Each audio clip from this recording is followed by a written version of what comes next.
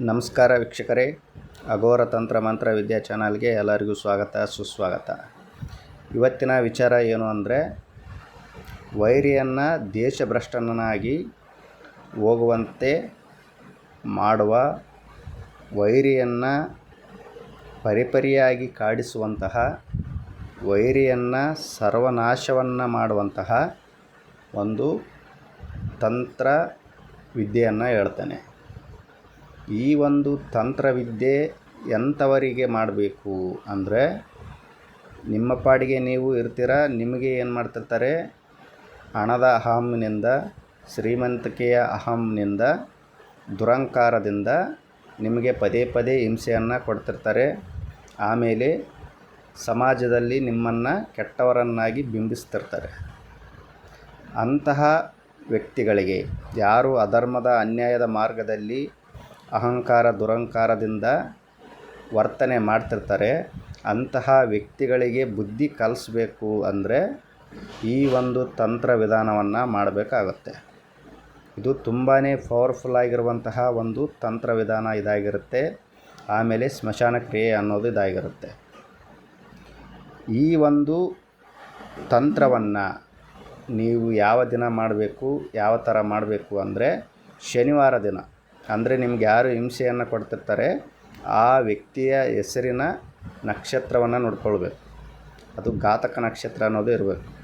ಆ ಘಾತಕ ನಕ್ಷತ್ರವನ್ನು ನೀವು ನೋಡಿಕೊಂಡು, ಆ ಘಾತಕ ನಕ್ಷತ್ರ ಅನ್ನೋದು ಶನಿವಾರ ಇಲ್ಲ ಮಂಗಳವಾರ ಬಂದಿರಬೇಕು. ಆ ಒಂದು ಸಮಯವನ್ನು ನೀವು ನೋಡಿಕೊಂಡು ಅಂದಿನ ದಿನ ನೀವು ಸ್ಮಶಾನದಲ್ಲಿ ಶವಕ್ಕೆ ಮೇಲೆ ಒದಿಸಿದಂತಹ ಬಿಳಿ ಬಟ್ಟೆಯನ್ನು, ಅಥವಾ ಸ್ಮಶಾನದಲ್ಲಿ ಬಿಳಿ ಬಟ್ಟೆ ಅನ್ನೋದು ಬಿದ್ದಿರುವಂತಹ ಸ್ಮಶಾನದ ಬಟ್ಟೆಯನ್ನು ತೆಗೆದುಕೊಂಡು ಸ್ಮಶಾನದಲ್ಲಿ ಬಿದ್ದಿರುವಂತಹ ಇದ್ದಿಲಿಯನ್ನು ತೆಗೆದುಕೊಳ್ಬೇಕು. ಆ ಇದ್ದಿಲಿಯನ್ನು ಕ್ವಾಣದ ಮೂತ್ರ, ಅಂದರೆ ಎಮ್ಮೆ ಅಲ್ಲ, ಕೋಣ, ಗಂಡು ಕ್ವಾಣದ ಮೂತ್ರವನ್ನು ತೆಗೆದುಕೊಂಡು ಆ ಮೂತ್ರದಲ್ಲಿ ಏನು ಮಾಡಬೇಕು, ಇದ್ದಿಲಿಯನ್ನು ತೇಯ್ದು ಈ ಒಂದು ಯಂತ್ರವನ್ನು, ನಾನಿಲ್ಲಿ 2 ಯಂತ್ರಗಳನ್ನು ತೋರಿಸ್ತಿದ್ದೇನೆ. ಈ 2 ಯಂತ್ರಗಳನ್ನು ನೀವು ರಚನೆಯನ್ನು ಮಾಡಬೇಕು ಆ ವಸ್ತ್ರದ ಮೇಲೆ. ಯಾವುದರಿಂದ ರಚನೆಯನ್ನು ಮಾಡಬೇಕು ಅಂದರೆ, ಮುಳ್ಳಂದಿಯ ಮುಳ್ಳು ಅಥವಾ ಕಾಗೆಯ ಪುಕ್ಕ, 2ರಲ್ಲಿ 1 ತೆಗೆದುಕೊಂಡು ಯಂತ್ರವನ್ನು ರಚನೆ ಮಾಡಬೇಕು. ಆಮೇಲೆ ಕೆಳಗಡೆ ನೀವು ಏನು ಮಾಡಬೇಕು, ಶತ್ರುವಿನ ಹೆಸರನ್ನು ಬರಿಬೇಕು. ಯಾರು ನಿಮಗೆ ಹಿಂಸೆಯನ್ನು ಕೊಡ್ತಿದ್ದಾರೆ ಆ ವ್ಯಕ್ತಿಯ ಹೆಸರನ್ನು ಬರಿಬೇಕು.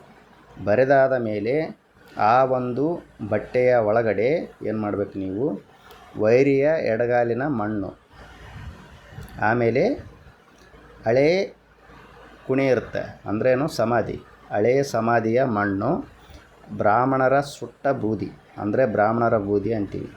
ಆ ಒಂದು ಬೂದಿ, ತಪಸ್ಸಿನ ನಾರು, ತಪಸ್ಸಿನ ಎಲೆ, ತಪಸ್ಸಿನ ಮರ ಅಂತ ಇರುತ್ತೆ, ಆ ಮರದ ನಾರು ತೆಗೆದುಕೊಳ್ಬೇಕು. ಆಮೇಲೆ ಎಲೆಯನ್ನು ಸಹ ತೆಗೆದುಕೊಳ್ಬೇಕು. ಆಮೇಲೆ ಅದರಲ್ಲಿ ಕಲ್ಲು ಲೋಬನವನ್ನು ಸಹ ನೀವು ಕಲಿಸ್ಬೇಕು. ಕಲ್ಲು ಲೋಬನ ಅಂತ ಸಿಗುತ್ತೆ, ಅದನ್ನು ಕಲಿಸಿ ಏನು ಮಾಡಬೇಕು, ಅದನ್ನು ಗಂಟು ಕಟ್ಟಬೇಕು. ಗಂಟು ಯಾವ ಥರ ಕಟ್ಟಬೇಕು ಅಂದರೆ, ಈ ಸೆದಿಗೆ ಕಟ್ಟಿಗೆ ಕಟ್ಟಿದಂತಹ ದಾರದಿಂದ ಗಂಟನ್ನು ಕಟ್ಟಬೇಕು. ಅಥವಾ ಅದು ಸಿಗಲಿಲ್ಲ ಅಂದರೆ ನೀವು ಆ ಒಂದು ಬಟ್ಟೆಯನ್ನು ಗಂಟನ್ನಾಗಿ ಕಟ್ಟಿ ಏನು ಮಾಡಬೇಕು, ಶನಿವಾರ ಸಾಯಂಕಾಲ ವೇಳೆ ಹಳೆಯ ಸಮಾಧಿ ಇರಬೇಕು, ಅಂದರೆ 15-20 ವರ್ಷ ಆಗಿರಬೇಕು ಆ ಒಂದು ಸಮಾಧಿಗೆ. ಆ ಸಮಾಧಿಯನ್ನು 1 ಫೀಟ್ವರೆಗೆ ನೀವು ಅಗೆದು ಈ ಒಂದು ಗಂಟನ್ನು ಅದರ ಒಳಗಡೆ ಇಡಬೇಕು. ಇಟ್ಟು ಅದರಲ್ಲಿ ಭಂಡಾರ ಕುಂಕುಮವನ್ನು ಹಾಕಿ 2 ನಿಂಬೆಹಣ್ಣನ್ನು ಕೊಯ್ಬೇಕು ಮೇಲೆ, ಅಂದರೆ ಬಲಿಯನ್ನು ಕೊಟ್ಟಂಗೆ. ಅದು ನಿಂಬೆಹಣ್ಣನ್ನು ಕೊಯ್ದ ಮೇಲೆ ಹೋಳಾಗುತ್ತಲ್ಲ, ಆ ಹೋಳನ್ನು ಏನು ಮಾಡಬೇಕು, ನೀವು ಆ ಕುಣಿಯ ಒಳಗಡೆ ಬಲಗೈಲಿ ಇರೋದು ಎಡಗಡೆ ಸೈಡ್ ಇಡಬೇಕು, ಎಡಗಡೆ ಇರೋದು ಬಲಗಡೆ ಸೈಡ್ ಇಡಬೇಕು. 2 ಇಟ್ಟಾದ ಮೇಲೆ ನೀವು ಮಣ್ಣನ್ನು ಮುಚ್ಚಬೇಕು. ಮಣ್ಣನ್ನು ಮುಚ್ಚಿ ಆ ಮಣ್ಣಿನ ಮೇಲೆ ನೀವು ಕೈಯನ್ನು ಇಟ್ಟು, ಯಾರು ನನಗೆ ಹಿಂಸೆಯನ್ನು ಮಾಡ್ತಿದ್ದಾರೆ, ಯಾರು ನನಗೆ ಕಾಡಿಸ್ತಿದ್ದಾರೆ ಅಂತಹ ದುಷ್ಟ ವ್ಯಕ್ತಿಯನ್ನು ನೀನು ಕಾಡಿಸಬೇಕು. ನನಗೆ ಯಾವ ಥರ ತೊಂದರೆಯನ್ನು ಕೊಡ್ತಿದ್ದಾನೆ ಅದೇ ಥರ ನೀನು ಅವನಿಗೆ ತೊಂದರೆಯನ್ನು ಕೊಡಬೇಕು, ಕಾಡಿಸಬೇಕು, ಅವನನ್ನು ದೇಶಭ್ರಷ್ಟನನ್ನಾಗಿ ಮಾಡಬೇಕು, ಸರ್ವನಾಶವನ್ನು ಮಾಡಬೇಕು. ಮಾಡದಿದ್ದರೆ ಕಾಲಭೈರವನ ಆಣೆ ಅಂತ ನೀವು ಪ್ರಮಾಣವನ್ನು ಮಾಡಿ ಹಿಂದಕ್ಕೆ ತಿರುಗಿ ನೋಡದಂತೆ ಮನೆಗೆ ಬರಬೇಕು. ಮನೆಗೆ ಬಂದಾದ ಮೇಲೆ ನೀವು ಹೊರಗಡೆನೇ ಸ್ನಾನವನ್ನು ಮಾಡಿ ಮನೆ ಒಳಗಡೆ ಹೋಗಬೇಕು. ಈ ಥರ ಮಾಡಿದರೆ ಏನಾಗುತ್ತೆ, ವೈರಿಯ ಸರ್ವನಾಶ ಅನ್ನೋದಾಗತ್ತೆ. ದೇಶ ಭ್ರಷ್ಟನನ್ನಾಗಿ ಅವನು ಹೋಗ್ತಾನೆ. ಆಮೇಲೆ ಅವನ ಅಹಂ, ಮದ, ಮತ್ಸರ ಎಲ್ಲನೂ ಏನಾಗುತ್ತೆ, ಮುರಿದು ಹೋಗುತ್ತೆ. ಅಷ್ಟೊಂದು ಪವರ್ಫುಲ್ಲಾಗಿ ಕೆಲಸ ಅನ್ನೋದು ಇದು ಮಾಡುತ್ತೆ. ಇಲ್ಲಿ ಧರ್ಮ ನ್ಯಾಯದ ಮಾರ್ಗದಲ್ಲಿ ಇದ್ದವರಿಗೆ ಏನಾದರೂ ನೀವು ಮಾಡಿದರೆ ಅದು ನಿಮಗೆ ರಿವರ್ಸ್ ಅನ್ನೋದಾಗತ್ತೆ. ಯಾಕಂದರೆ ಕೊನೆಗೆ ನೀವು ಕಾಲಭೈರವನ ಒಂದು ಪ್ರಮಾಣವನ್ನು ಮಾಡಲೇಬೇಕಲ್ಲಿ. ಕಾಲಭೈರವನಿಗೆ ಇನ್ನೊಂದು ಹೆಸರು ದಂಡಪಾಣಿ ಅಂತ ಕರೀತಾರೆ. ಧರ್ಮದ ಮಾರ್ಗದಲ್ಲಿ, ನ್ಯಾಯದ ಮಾರ್ಗದಲ್ಲಿ ಇರುವವರಿಗೆ ನೀವೇನಾದರೂ ಈ ಕ್ರಿಯೆಯನ್ನು ಮಾಡಿದರೆ ಕಾಲಭೈರವನು ಏನು ಮಾಡ್ತಾನೆ, ನಿಮಗೆ ರಿವರ್ಸನ್ನು ಮಾಡ್ತಾನೆ. ಯಾರು ಅಧರ್ಮಿ ಇರ್ತಾನೆ, ಯಾವನು ಅನ್ಯಾಯ ಮಾಡ್ತಿರ್ತಾನೆ, ಯಾವನು ಸಮಾಜದಲ್ಲಿ ಕೆಟ್ಟ ಮೃಗವಾಗಿ ಪರಿವರ್ತನೆಯಾಗಿ ಹಿಂಸೆಯನ್ನು ಮಾಡ್ತಿರ್ತಾನೆ, ಅಂತಹ ವ್ಯಕ್ತಿಗೆ ನೀವೇನಾದರೂ ಈ ಕ್ರಿಯೆಯನ್ನು ಮಾಡಿದರೆ ಅದು ಸೂಪರಾಗಿ ಕೆಲಸವನ್ನು ಮಾಡುತ್ತೆ. ಅವನನ್ನು ಯಾವ ಥರ ಕಾಡಿಸ್ಬೇಕು ಅದು ಕಾಡಿಸುತ್ತೆ. ಒಳ್ಳೆಯವರಿಗೆ ಮಾತ್ರ ಈ ಕ್ರಿಯೆಯನ್ನು ಮಾಡಬಾರ್ದು. ಮಾಡಿದರೆ ಅದರ ಎಫೆಕ್ಟ್ ಅನ್ನೋದು ನಿಮಗೆ ರಿವರ್ಸ್ ಆಗಿ ಬರುತ್ತೆ.